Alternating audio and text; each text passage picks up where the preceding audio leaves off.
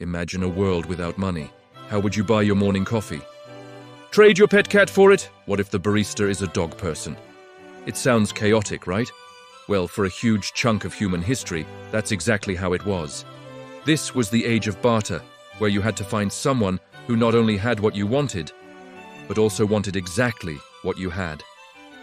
It was a messy, inefficient system. People needed something better, something everyone agreed had value. And so, the very first forms of money were born, not from a mint, but from nature itself. What do you think was the first global currency? Gold? Silver? Nope. It was the humble cowrie shell. These small, beautiful shells were durable, portable, and hard to counterfeit. For thousands of years, from ancient China to the shores of Africa, cowrie shells jingled in pouches and were exchanged for goods and services. They were the world's first widely accepted form of money. But shells weren't the only game in town. Different cultures found value in different things. Take the mighty Roman Empire. Their soldiers weren't paid in coins, at least not initially. They were paid in salt. Salt was incredibly valuable back then, used for preserving food. The Latin word for it, sal, is where we get the word salary. So next time you get your paycheck, you can thank a Roman soldier and their salty wages. Meanwhile, in other parts of the world, your wealth might be mooing in a field. For many ancient societies, cattle were the ultimate status symbol and a living, breathing bank account. You could trade them for land, use them to pay a dowry, or just show off how rich you were.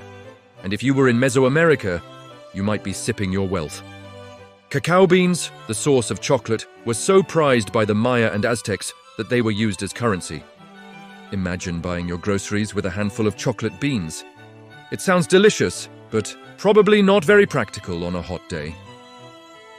But perhaps the most incredible form of early money can be found on a tiny Pacific island called Yap. Here they used massive limestone wheels called rye stones. And when I say massive, I mean it. Some of these stones were up to 12 feet across and weighed several tons. How on earth did they use something so big as money? Well, they didn't really carry them around. The ownership of a stone was just passed on through oral tradition. A stone could be at the bottom of the ocean, lost in a shipwreck, and it would still be used in transactions because everyone on the island agreed who it belonged to. This is a powerful lesson. Money is all about shared belief. It's not the object itself that has value, but the story and the trust we place in it. From the chaos of barter to the organized hustle of ancient marketplaces filled with shells, salt, cattle, and giant stones, humanity took a giant leap. These early forms of money, as strange as they may seem to us now, paved the way for the complex economic world we live in today. They were the first step in a long journey from trading a chicken for a pot to tapping a card for a coffee.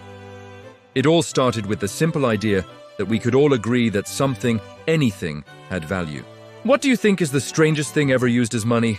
Let me know in the comments below. And if you enjoyed this trip back in time, don't forget to like this video and subscribe for more stories about how our world came to be.